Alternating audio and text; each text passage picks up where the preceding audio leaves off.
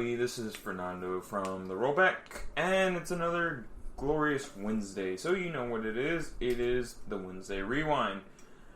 And today we are finally on schedule, surprisingly. We are reviewing Blade 2.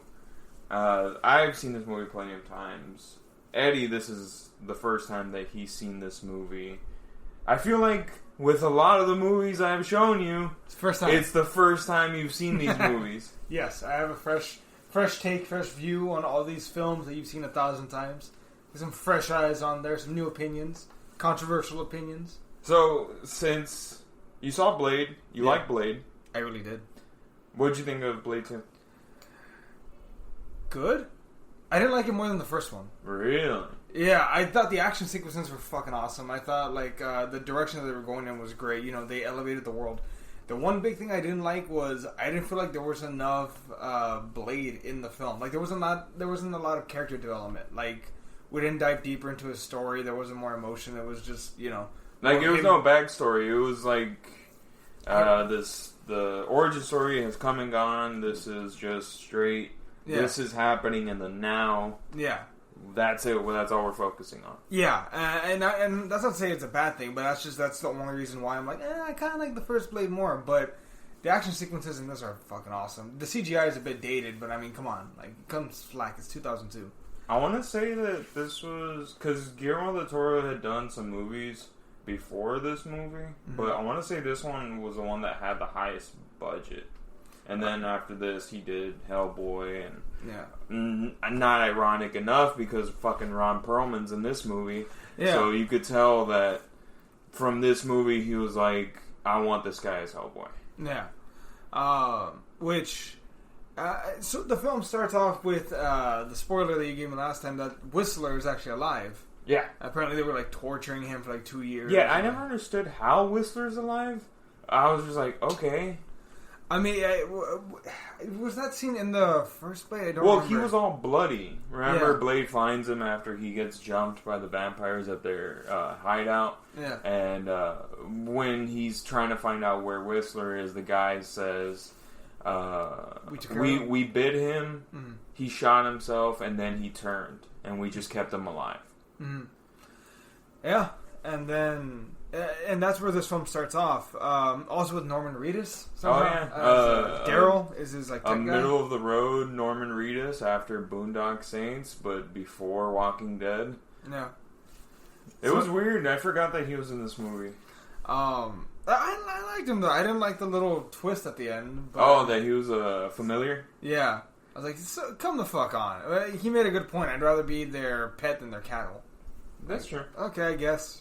It's a Megatron thing, but alright. What did you think of the cast? The group that we saw, the Vampire Hunters? Yeah. Well, the Vampire Hunters. I liked all of them except for their leader. I didn't like her. She was too generic. Like, she had, like, no lines. Like, the daughter of Nobiskinos? Yes, I can't remember her name, though. But I didn't like her. Like, she was too... After the first... in the first film, the main female character that we had... I need to rewind to find out her name. Why, you can't remember her name and you liked her more? Yeah. It's been a minute since I've seen the first Blade, alright? I was looking through the trivia for this movie, and apparently Scud is wearing a t-shirt that has the logo of the Bureau of Paranormal Research and Defense, you know, from Hellboy. Yeah. Really? Yeah. Oh shit, I didn't know that. Yeah, he's wearing it, I think in the warehouse, where they're messing around and building shit. Like the light grenades and stuff? And also, over 30 members of the cast were temporarily blinded by UV lights. Ooh, for a long time? Or was it No, not for a long time, but like... Fuck! Okay. But like more than, you know, I think more than one is... Oh man, okay. Oh, and her name was Karen Jensen. I liked her way more than this new chick. Like... Yeah, but she's not a vampire, though. No, but she was like paper. Like she was. I could switch her out with anything. I just liked her death at the end. That's the only thing I'll give her. Fucking, she died of Voldemort death. And then we also saw the guy that played Vince in Fast and the Furious. Mm-hmm. Oh yeah, he played Chupa. Was he the meathead? No, right? He was a different one. You're right. He was a different guy. No, not the dude with the hammer. That was a different guy. Yeah, he played a different No, guy. the dude that's always wearing the mesh shirts. Yeah, the one that's like, you don't talk to you like that, man? Yeah.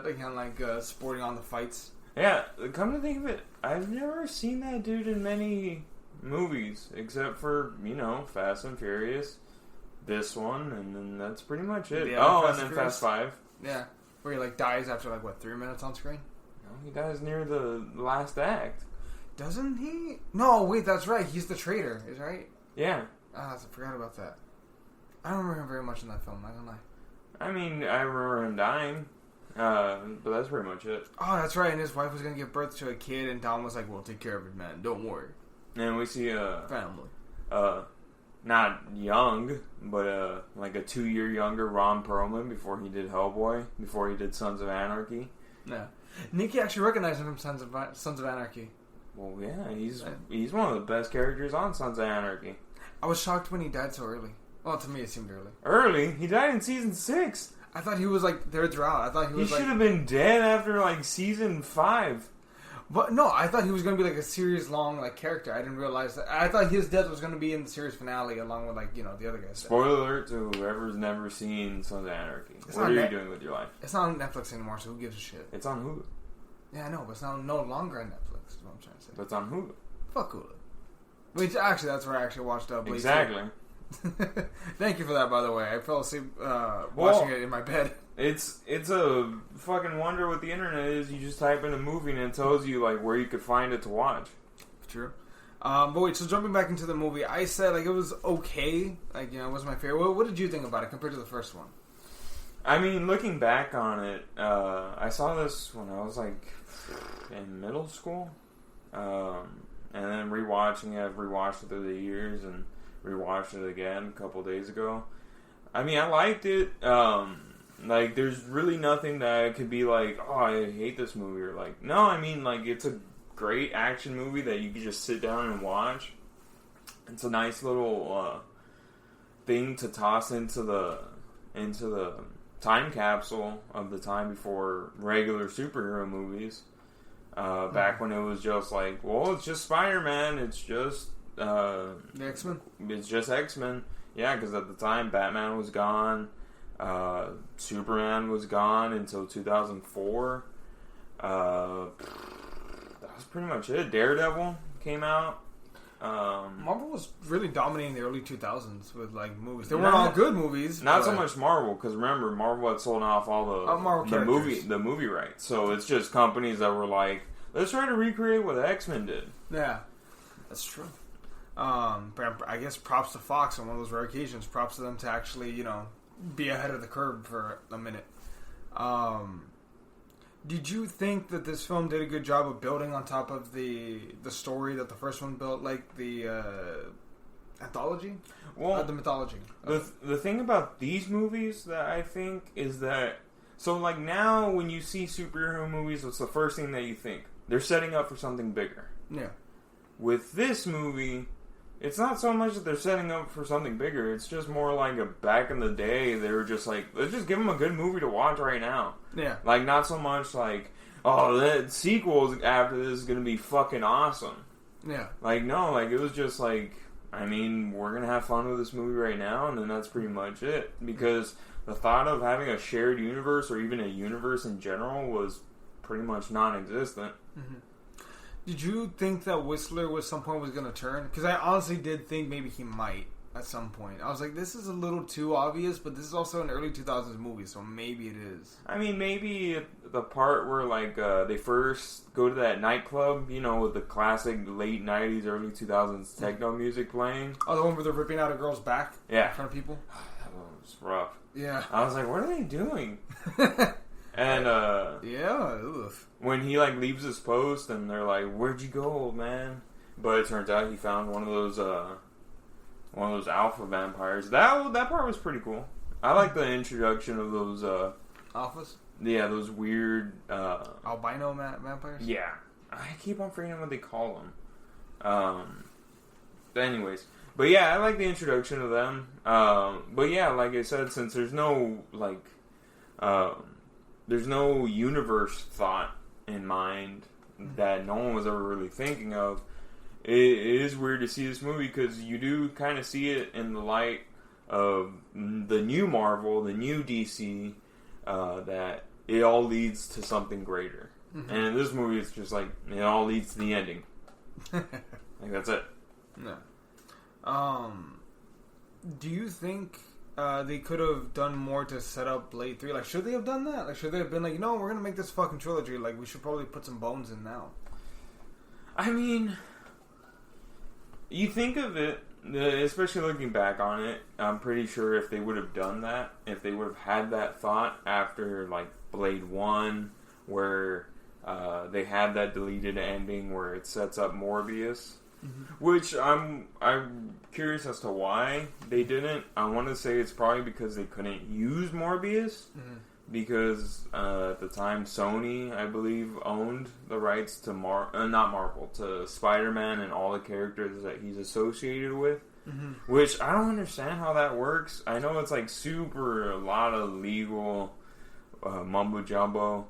Like, if I'm not mistaken, it's by how they're categorized. But remember, it's like not Silver Surfers, Quicksilver. Yeah, Quicksilver was both in Avengers and then Days of Future Past. Yeah. I mean, Marvel has done some backroom deals with Fox. They sold Negasonic Teenage Warhead to Fox, and Fox sold Ego to Marvel. Really? Yeah. Oh, I did not know. Also, they could use them in one film. Oh, okay. I feel like Fox got the better end of the deal with Negasonic Teenage Warhead. I mean, who owns who now? That's a fair point. Oof. Jesus. I mean, granted, like, it's funny because you look back at the time and you're just like, fuck, man. Like, I don't think New Line Cinema, like, would even be in the game today, like, as far as comic book wise.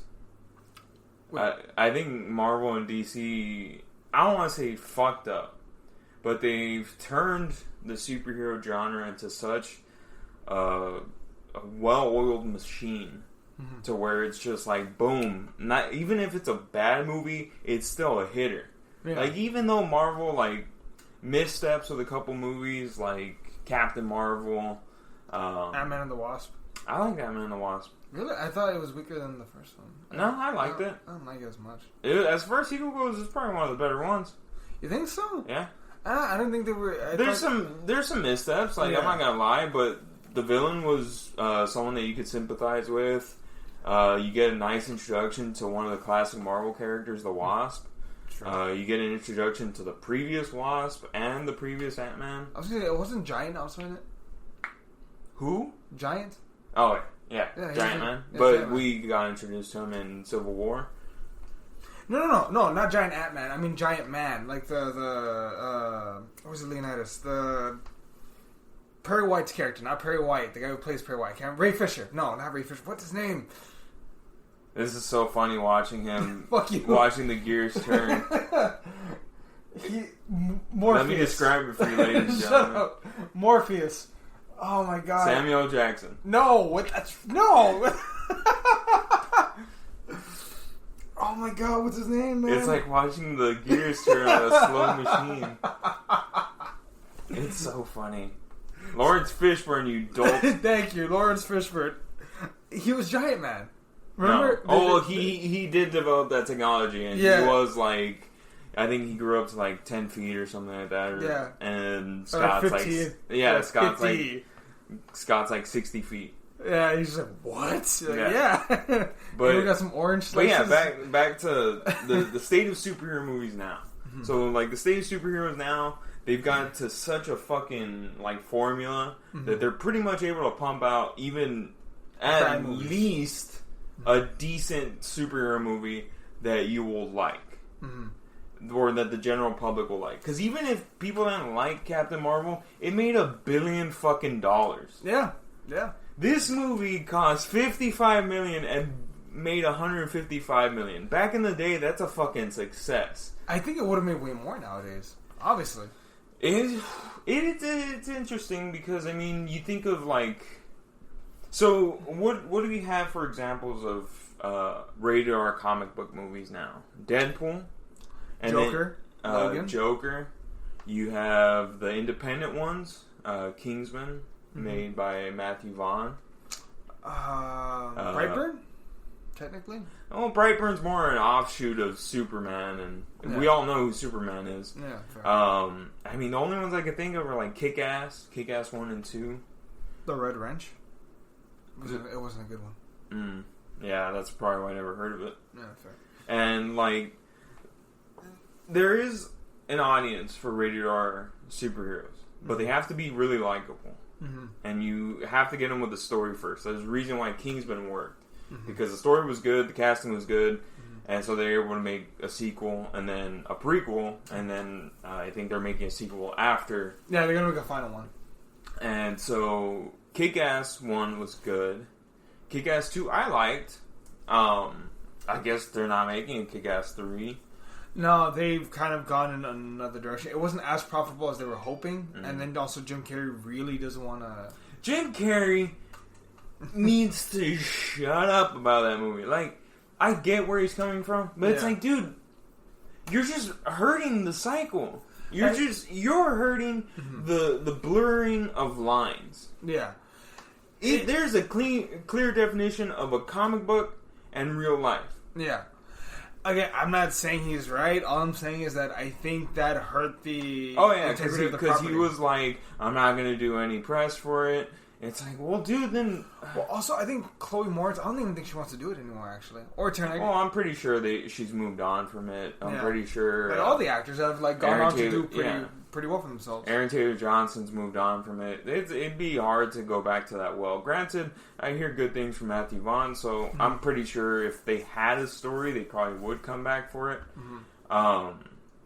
Matthew Vaughn's a very underrated writer, I think. Yeah. In the world of writing in general. I think... Superhero films, he's amazing, but like all his work in general, like Matthew Vaughn is just a powerhouse when it comes to writing. He writes very likable characters, really great funny scenes that show off the cast. Not one person, but everybody. Speaking of writing, this movie is also written by David S. Goyer. Really? Yeah. That doesn't sound right. For people that are wondering, David S. Goyer wrote Blade 1, Blade 2, Blade Trinity, Batman. He directed that one, right? Blade Trinity, yeah, he directed it. Batman Begins, Jumper, Dark Knight, Ghost Rider, Spirit of Vengeance, Dark Knight Rises. Hey. Man of Steel. Hey. Batman Dawn of Justice. Yeah. Terminator Dark Fate. Meh. I would take the other Terminator, the Genesis, over Dark Fate. Really? Terminator Genesis? Even with the addition of Sarah Connor, I would definitely take Genesis. Okay, here's a question for you. How did you feel about the villains between the two Blades? In one side we have Jared Nomak, Patient Zero, the carrier of the Reaper virus. There it is, Reapers. And on the other side, you have Deacon Frost. A relative douchebag and daddy's boy. Well, we saw Deacon more. With Nomak, we didn't really see him much in this movie. We saw more of... He's more like a third banana. Yeah, like we saw more of like the Reapers in general. Yeah. But as far as like seeing like him, like we don't really see much of him. Which is weird. Like looking back on it, I was like, yeah, you don't really see much of him. And the weird thing is that, like, if you go back, this movie, it's well under 2 hours long. If they had just thrown in maybe an extra 10 minutes under, it's a minute, it's like 3 minutes shy of 2 hours. No, I mean, if you include the whatchamacallits, the credits at the end. Fun fact, the guy who plays Nomak also came out in Hellboy 2 as Prince Nuada. I see it. That makes sense. Well, yeah, he's kind of painted the same. Yeah, I know. That's why. It's like, oh, okay, I guess. And he kind of has the same voice now that I think about it. Yep. Well, yeah, no, comparing these two villains, maybe if they had just given Nomak more time, like more screen time to develop, maybe it's very clear, like, oh, it's a three-way, power struggle. We got Blade, we got the Ancient Vampires, and then we got Nomak. It kind of reminds me of what they did with sequels back in the day. Especially sequels to, like, popular movies. Like, the main two that just come to mind are Terminator and Terminator 2. Mm-hmm. Terminator 1 was this kind of survival horror movie, while Terminator 2 was this straight up action movie. Yeah. Aliens.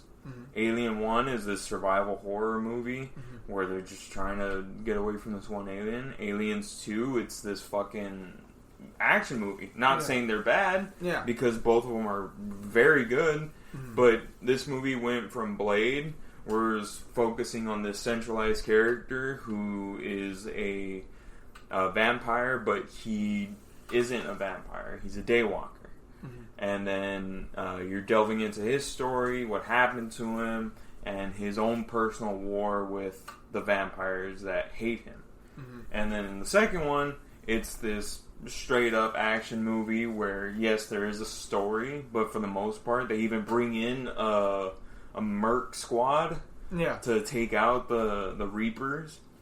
So it kind of shifts vision from a personalized story on Blade to a more broad story where it's Blade and this merc squad, where they give all of them names. Granted, you don't really give a shit about most of them, except for like Ron Perlman and Chupa. I didn't give a shit about any of them, to be honest with you. And the girl. Well, they're trying to make you give a shit about them. Fair. But yeah, looking back on it now, because honestly, this didn't even come to mind until we started recording. I was like, kind of reminds me of that, where you go from this centralized story, and because you got a sequel, you have to make it broader. Yeah. Well, no, typically the rule is if you do a sequel, you do not repeat the first one. You either have to elevate the story or go in another direction. Yeah. Which Blade 2 does that. Terminator 2 did that, T2 did that, and so did Aliens. You know, they all either you need to elevate the story or go in a completely different direction, which this one did. Another example would be like Happy Death Day to You 2. You know. Yeah, but that one did it smartly. Yeah, no, and I'm not bashing. I'm saying, like, you know, they again elevated the idea, the concept, and went in a different direction. You know, now everyone else is repeating days and stuff. Which no, and I think it did work for this film. The one thing I really want to talk about, those action sequences are fucking phenomenal. Do you think that's due to, like, which one? Like, just Blade, or, like, just in general, like, the whole action sequences? All of them, but the two that stand out are when he's kind of walking through all the guards to try and get to Ron Perlman at the Oh, end. yeah. That one, and when he fights the two ninjas. Granted, again, there's some ugly CGI in there, but I like how creative they got with it. I forgot that Donnie Yen was in this movie. He's in this movie? Dude, he's the fucking only Asian person in this movie. The dude with the samurai sword. I didn't check. Oh my god, Donnie, what? Dude, he's like super recognizable. He should have been like the vampire elder and taken it to Blade. Well, he was the choreographer. That makes a lot of sense. That makes so much sense now that I'm thinking about it, because the way Blade fought Nomak, breaking his arm and Nomak just, like, you know, resetting it in place and bringing it down on him, that makes so much sense now. I did like the villains, like the Reaper strain. Which is their design. Oh yeah, that was a fucking weird. Building that prop must have been fun. Like when they do that whole like incision and then yeah, that shit was probably fucking fun. I wonder if they got inspiration from the face huggers from Alien. I'm sure they had to, or maybe from Jurassic Park. I think they had something kind of similar to that. Yeah, Predator also. But no, yeah, like for this movie, like the way that it went, I think looking back on it now, I want to say they probably should have done Dracula and then continued it into the third movie, especially because it was pretty much a general rule, like 3 parts and then you're out. Yeah. So I mean, if they should have, they should have done Dracula in the second one and then left it in a cliffhanger and then finished off in the third movie. What if in the third film they go full Logan and it's like 30 years in the future and Blade has succeeded and he's killed all the vampires and he's the last one, he's the last Daywalker, Whistler's gone, you know, fucking Scud, let's pretend he wasn't an asshole, and then there's a new Van Helsing, like a young guy, you know, descendant from the original. He's like, you're the last vampire, you're the one I need to kill. I mean, with hindsight, that looks cool, but that thought only originates in your head because there was a Logan. Yeah, that's true. Yeah, Logan, and that makes complete sense. What if they had gotten him on the tax evasion earlier, and then they were barely going to make Blade 3? Imagine. It sucks, man, because, like, you think about it, and Blade 2 was awesome, but then, like, you see Blade 3, and then you hear all the stuff that Wesley Snipes was just a fucking asshole. He was just getting high 24/7 in his trailer. Had people call him Blade, like, on set. When I think you told me this, he would only communicate with the director via Post-its. Yeah. Which is weird, because the dude fucking wrote all 3 Blade movies. Yeah. So I'm just like, wouldn't you have, like, a good rapport with the guy? Who's writing your shit? Well, not just that, like, you've been together, like, since the first one. Yeah. Like, where was this hostility back in the day? I mean, maybe he just had to take it out on someone. Maybe he didn't even want to do Blade 3, and he was contractually obligated to do it. Well, it's just like, dude, you're fucking evading taxes. Do it. Oh, man. I think, wasn't Patton Oswalt in the third one? He was in there. How the fuck did they get so much star power for the third one? Like, they got Ryan Reynolds, a young Ryan Reynolds. Well, because, I mean, think about it. This is their most successful franchise. I mean, New Line Cinema, granted, at the time, they were pumping out the Lord of the Rings movies, so they're probably riding on Cloud 9. But, I mean... I think around this time, they also pumped out Freddy vs. Jason. Which is a movie, critically hated movie. I love it. Yeah, I fucking love that movie. It's so stupid, it's good. It's cheesy, but it's good cheese. Fucking Freddy saying fire in the hole and or man the torpedoes when he's shooting the oxygen tanks at Jason is golden. Yeah. Well, also the marketing for that movie, they actually did like a weigh-in in Las Vegas with both guys in the costumes, and they actually did like a hot mic. And when Jason was supposed to talk, he just did and didn't say shit. He was just like. I know we jump off topic, people, but that's just how it is. Yeah, why the fuck you don't fucking come to Wednesday Rewind to like for us to like go into like third degree examination of a film? How the fuck do you third degree examine Blade 2? If anything, we're just a couple guys who like movies that bullshit about movies. Yeah. But I mean, yeah, like with this movie, it is funny to think like how this movie would fit in today's superhero movie climate, because it's just like, do you think the audience is so conditioned to expect a universe that they're just like, well, why am I going to go see this if it's not going to lead to something? I don't know. I think the audience is actually conditioned to go watch and be like, so what's next? Like I think I do think a lot of audiences do go to, to just experience the film, but they're going to be like, so what's the next puzzle piece, or what's the after credit scene? I think audiences are more or less thrown off if there isn't. What do you think? Well, I know Wesley Snipes gave Mahershala Ali his blessing to do the Blade remake for Marvel Studios, which big ups to Marvel Studios for being like, we're gonna fucking do Blade. Because everyone's like, Marvel Studios, PG-13, blah, blah, blah, they can't do anything. And Marvel Studios like, hold my fucking beer. I mean, if you can do Guardians of the Galaxy, you can do anything. Like, that's the set. Not even Ant-Man. That's the biggest flex of all time. Yeah, Guardians was. So that's why I'm thinking they're going to hit it out of Kevin Feige was probably smoking a joint, and he was like, watch this. Wait, do you think that, have they confirmed Blade's going to be rated R? I mean, there's really no way like else to do it. Oh, Blade is a fucking... It's Marvel, though. If any studio can find a way around a... But remember when they tried to do a TV series and it was PG-13? Because it's TV. Yeah. Well, that's when you lean heavily on the great writing, the Marvel name, and effects. If they do it PG-13, granted... You can get away with a lot with PG-13. People think like, oh, you turned it PG-13, it's not good. There's some good PG-13 movies like that came from rated R properties that were still good. Like my biggest one is Live Free or Die Hard. I very much enjoy that PG-13 movie, regardless of the unrated version. The unrated version, it takes it back to Die Hard glory, but PG-13, it's perfectly fine. It is a perfectly palatable movie. You're able to watch it. Like, fucking chill out. But, no, I want to say, because Marvel's already confirmed, like, they're not touching Deadpool. They're going to keep it how it is.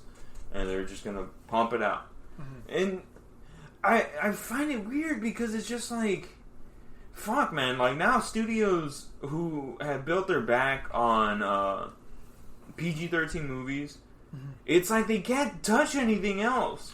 Well, no, because this is unfortunate, but when it comes down to it, it's a business. Oh, yeah. And business and money speaks, you know. You're more than likely going to make more money with a PG-13 movie. Granted, again, you do have those rated R exceptions, like Logan and Deadpool. Let me rephrase, because I don't think I phrased it right. Go ahead. I feel like studios are so afraid of catching flack right now, or not right now, just in general, for making a rated R movie, because the average audience member who... chances aren't you, because chances are you're not going to go and fucking bitch about anything like remotely like unpleasant or offensive. If a movie's rated fucking R, it's rated fucking R. Don't take your kid to see it. Yeah, they said that when Deadpool came out. They've said that plenty of times when rated R movies have come out. If you take your kid to see it, that's on you. That's your call. So it's like, why are people so... I feel like Marvel's afraid that everyone's going to get pissed off at them if they make a rated R movie, that they just don't. They don't touch that water. They're just like, we're going to stick to this PG-13 realm. Well, correct me if I'm wrong, but Disney is still Marvel's daddy, right? Like, if Disney's is the owner of Marvel Studios. Yeah, but so if they give a command, Marvel has to oblige. Yeah. So I'd say with not the death, but the serious damaging of the property of Star Wars, because they found that, you know, the brand of Star Wars was so damaged by the new trilogy, rightfully or not, you know, up to you, that's why they shelved all projects, with the exception of The Mandalorian. Yeah, they've shelved all projects for at least 5 years to give it like a reset. Yeah. In that same way, if Marvel, if you know, your second biggest intellectual property took a hit like Star Wars, if Pixar is having not a lot of trouble, but some trouble producing new original stuff, and you're animated and you're leaning heavily on live action remakes, maybe they're gonna pull the leash on Marvel and say, "Hey, like, now is not the time to take chances. The time to take chances was 5 years ago when we could lean on everything else." So that might be it. Maybe it's that they just don't want to risk harming their brand. I have 2 points to that. One, the Star Wars situation. That's a good example of entity that has a leadership, but it's bad leadership. Kathleen Kennedy's horrible. She should not be head of Star Wars. She should fuck off wherever she fucking came from. She fucked up that new trilogy because Force Awakens was okay. Oh, it was good. I liked it, actually. I was like, okay, it's a good setup. And then you make Last Jedi with this fucking douche nozzle who is like, "Oh, JJ, this is what you're setting up? I'm gonna piss all over it and burn and toss the ashes." And he fucks up that universe with one movie. I don't hate that movie. I can see why people hate it. I can understand why people hate it. I feel for them. Because you name something The Last Jedi, that's a badass fucking name. Yeah. Like, you hear The Last Jedi, you're like, okay, some shit's gonna happen in this movie. Yeah. It's a fucking cat and mouse game, the whole movie, and not even a entertaining cat and mouse game. And then you have, like, all these weird fucking scenes in it that make no sense. You piss on the original characters. You fuck up an entire franchise in one fucking movie. And you make people, like, so hesitant about your third movie that it makes a profit, but people are like, I'm kind of turned off. Yeah. Like, okay, so, like I said, Star Wars, that's a great example of having a leader and is sucking major dick. Terrible leadership. Yeah. Marvel has Kevin Feige. Thank God for Kevin Feige. Because Kevin Feige's a good fucking leader. Yeah. Well, and I'm not questioning his leadership. Genuinely, I wish DC would have that one dude that everything has to filter through. But that's why I think Blade got greenlit. Because he pushed it through. Because he probably pushed it through. The acquisition of Fox is another reason why I think it got greenlit. Because now, the same way that Marvel used Miramax to put out Pulp Fiction. I mean, not Marvel. Disney. Disney used Miramax to put out Pulp Fiction. Disney can use Fox to put out rated R content. But is Blade not going to be part of the MCU? I thought it was. I think it is, which is workable. I mean, well, no, but the thing is though is that if it's going to be included, can they go rated R with Blade? I mean, and here's the thing though. Again, what is rated R really? Because elevated violence and language. The thing is, I will give you a perfect example of someone that got rated R greenlit, and they fucked it up so bad. You can guess. I'll give it to you. Like, is it a superhero film? Yes. Well, comic book film. Comic book film. We named all of them though, and most of them were good. I got it for you right here. Go. Hellboy, the remake. Oh fuck! Okay, I forgot that it's even that wasn't ever made for coronavirus. I'm not hating on the movie. I like the casting, but that's one of those movies where it's like, why is this rated R? You have a rated R label. You up the violence for no reason, and the language. You up the language for no reason. There's blood in it for fucking just because blood's sake. Because they gave you this rated R label that you're just like, blood everywhere. Blood all over the seats, blood everywhere. And that was one of the perfect examples of like, not everything has to be rated R. Things can work in PG-13. I don't give a shit if Hellboy's in rated R. Give me a good story. Guillermo del Toro proved that. So, if that's the case, I mean, think about it. Like, the only reason Blade, I think, can only ever be rated R is because blood. Yeah. Vampires drink blood. I wouldn't be surprised if they take the route of, like, your life energy or something like that. Nah, they wouldn't. They can't. Blade's a fucking vampire. And he sucks your life energy through your neck when he bites you. Again, and I'm not saying that they should. I'm not saying that I want them to do that. I'm saying, like, I'm looking at it not from like a creator's perspective, because from a creator's perspective, fucking blood everywhere, fucking violence. Let them be who they want to be. But from if I'm a CEO who doesn't give a shit about how you feel about your movies because I know you're still going to buy a ticket, you make this bitch PG-13 so everyone's going to buy a ticket. You make sure it is PG-13 so that way I can continue to line my pockets. I completely agree. From a creator's perspective, go balls to the wall and do everything you want to do. From a CEO's perspective, we're going to kind of tighten the leash a bit on you. Plus, again, there are other properties that have been damaged recently, so Marvel is by far their crown jewel. They're not going to let anything fuck with that. Especially not, creativity. They're not. I don't see Disney allowing that to happen. We just had a major shakeup with actually leadership. So their CEO left. That's true. I don't well, see also you have to think about it like this: COVID just halted a bunch of projects. Bunch of shit has gotten canceled because of COVID. I think they had to let go of 20,000 employees at Disney World, and between Disney World and Disneyland and their stores, they had to let go of 20,000 employees. Yeah, things are fucking fucked right now. So I wouldn't be surprised if Blade gets the axe. Granted, you do have a great name in Mahershala Ali, Academy Award winner, being put into that spotlight. So I feel like that's a good sign. But I mean, I don't know. There's been plenty of instances where you could take a rated R character and you put them in a PG-13 setting. Let's say if they did an Avengers-esque movie. What, is Blade going to be running around drinking blood? No. If he's doing team-up movies, granted, there's going to probably be some entity that he's not used to fighting that's not a vampire. Yeah. So the chance of seeing a vampire sucking blood is almost non-existent. Hey, what do you fucking what's his face? Hawkeye slit a dude's throat in Endgame. Yeah, but that was one pool. From what I understand, man, Endgame was really close to rated R. The thing that pushed it over was Captain's head. Hey, but it proves that you can have such an extreme moment in a PG-13 movie.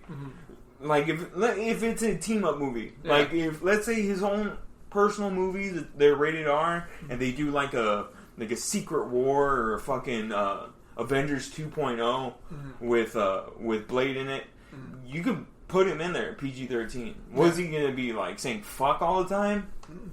What is this? A Kevin Smith movie? Well, no.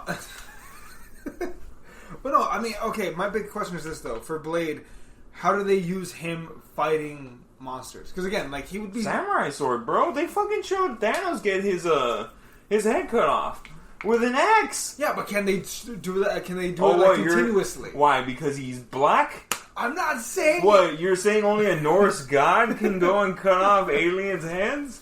No, the fucking point. Like, can they get away with it though? Like, could they? I wonder. I believe so. I mean, if it's the right enemy that they're fighting, because like you said, the only reason they're able to cut off Thanos' head is because he's an alien. Yeah. Who gives a fuck about an alien? Yeah, that's true. So he'd have to be fighting some kind of alien force for him to be able to be cutting them like crazy. Yeah, I mean, how many of Marvel's characters, especially bad guys, are like straight up humans? Not many, actually. Especially the big ones. Well, because I'm thinking of the weapons that the Avengers use and what Hulk punches. Dude, fucking Blade in Avengers 1 would have had a field day slicing up aliens. The Chitauri? I would actually like to have seen that. That would have been awesome.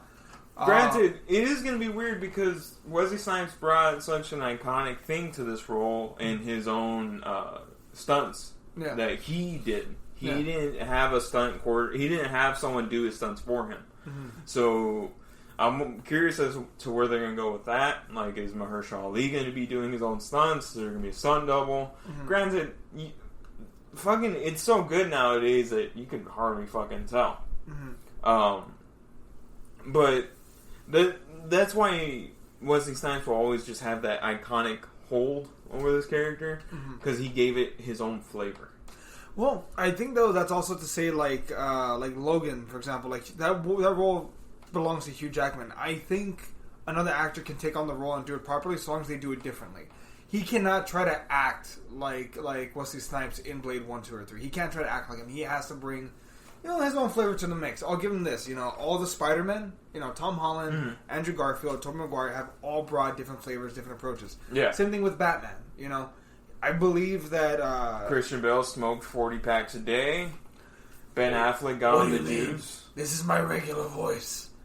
Hey Bruce, I think you have lung cancer.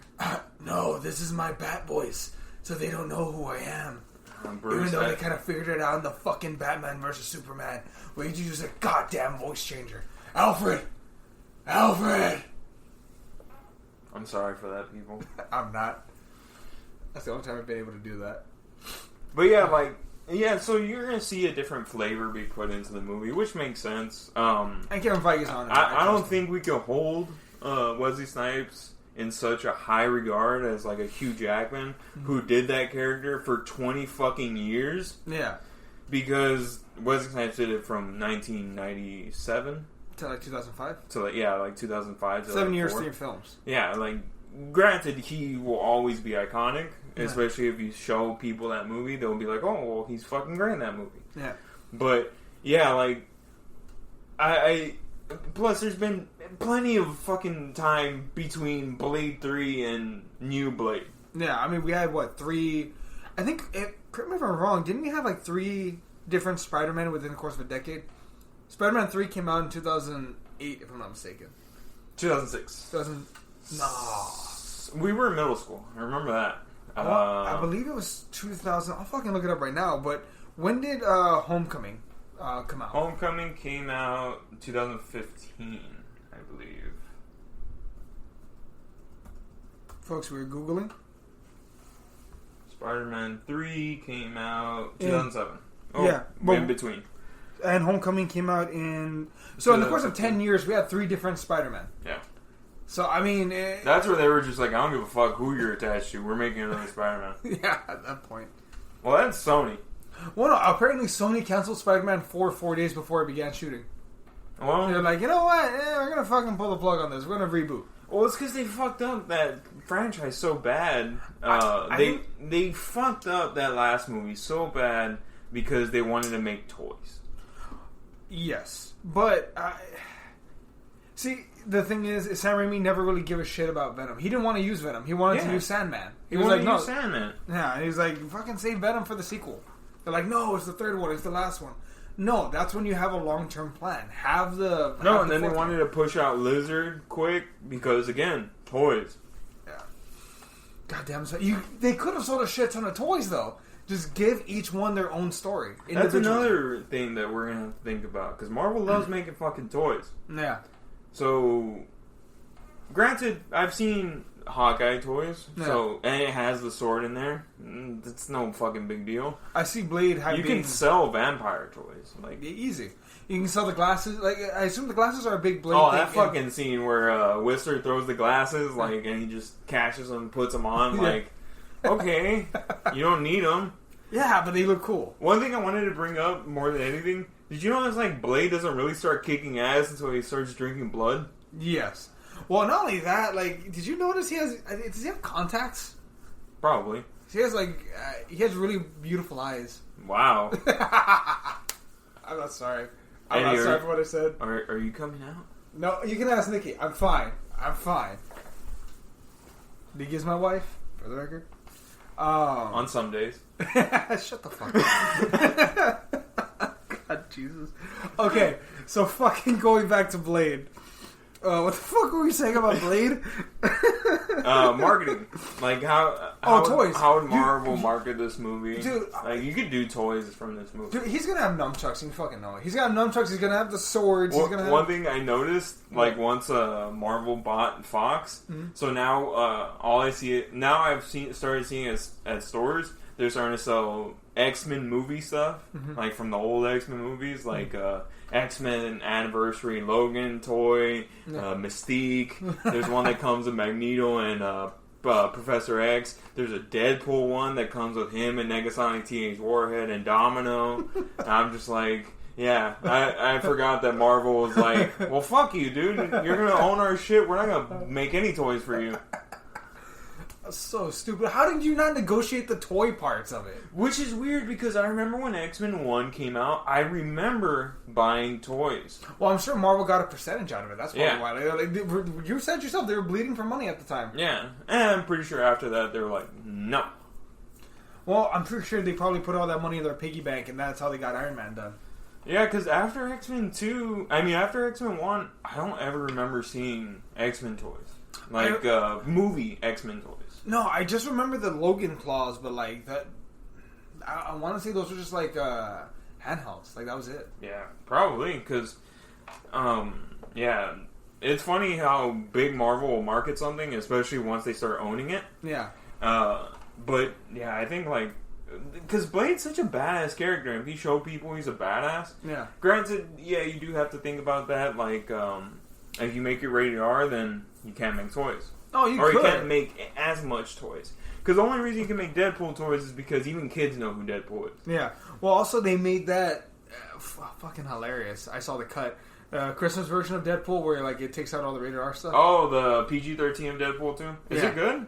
It's kind of funny because there's some satire in there. Oh, okay. So they make fun of it. Not the fact that it's PG-13. Yeah, he's like, you and I both know this is not the way the movie was supposed to be watched, but I can't say no so I can get a part 3. Wow. I haven't seen it. I don't know if it's good or not. With the satire, it makes it really hilarious. I might give it a shot. It's fun.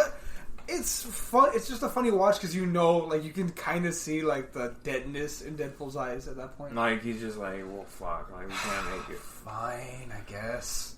But that's another thing that we could probably put together: Blade and Deadpool, same movie, both samurai wielding sword people, and like Mahershala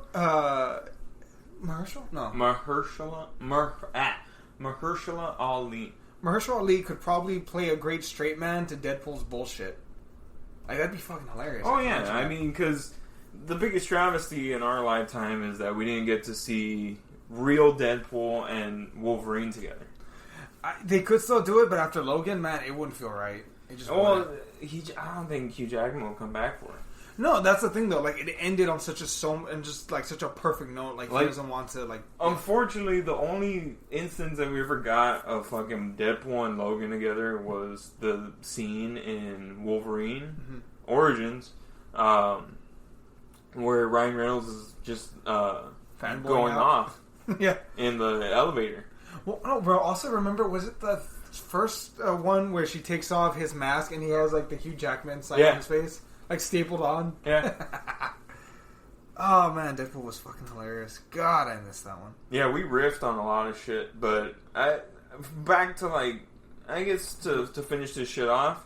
No, I mean, Blade 2 will always be a great thing to look at back in the day, especially if you just want to watch a comic movie that doesn't have any huge like world-ending things. Yeah. It's a nice little thing to put in the time capsule of pre-Marvel cinematic universe, I think, correct me if I'm wrong, but this film falls into and you mentioned it, a time capsule film. Yeah. Kind of like the Kevin Smith movies. They were great, but you have to look at them at the lens of at the time also.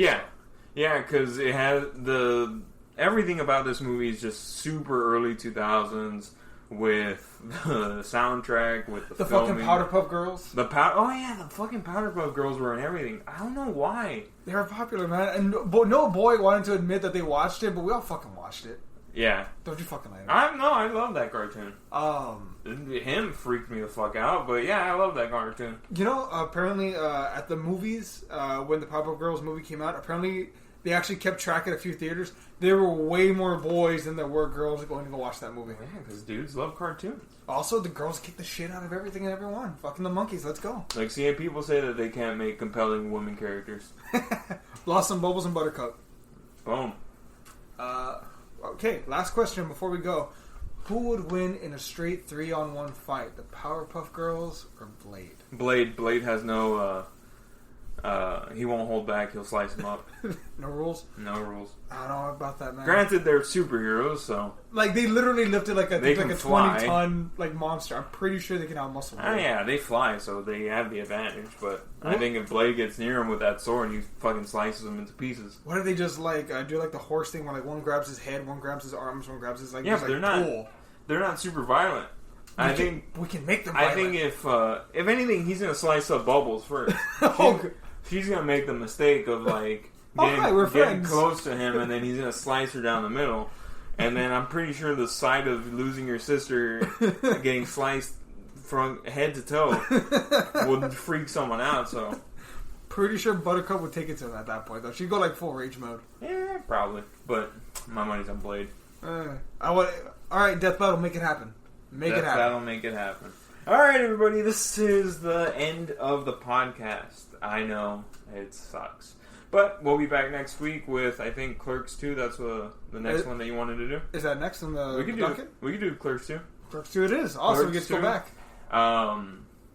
And yeah, that's going to be it for the podcast. Please like, share us on YouTube, Facebook. We have our podcast on YouTube, Facebook. No, not Facebook, but we do have our link tree on Facebook. It takes you to our iTunes, Spotify, Google, YouTube page. Our website, therollback.net, has all of our written reviews. We all put out reviews. Me, Eddie, Kemma, Alex. I'm going to be putting out a Stranger Things 2 episode breakdown soon. Don't know yet. But as far as that's pretty much on the docket. What's coming out Saturday? It's going to be either Upgrade or we're looking to maybe do Broly. It's going to be one or the other. I've never finished Upgrade. I saw like the beginning and then just like... It's really fucking good, actually. I it gets better. I'll probably check it out later. But yeah, that's the end of the podcast. Eddie from the Rollback, my subordinate, came to join me. Again, I still own the Rollback. I own everything. Technically, he works for me. Also, none of you Nancy boys have shown up to fight. I'm still waiting on this. I live at 421 Waldwood Way, Sydney. Don't worry, the real address will be in the description. I swear to God. You don't even know my real address. I can use Google. Fuck you. Alright, everybody. This is Fernando from the Rollback. This is... I've been Eddie. This is Eddie from the rollback as well. Please check us out and cut it.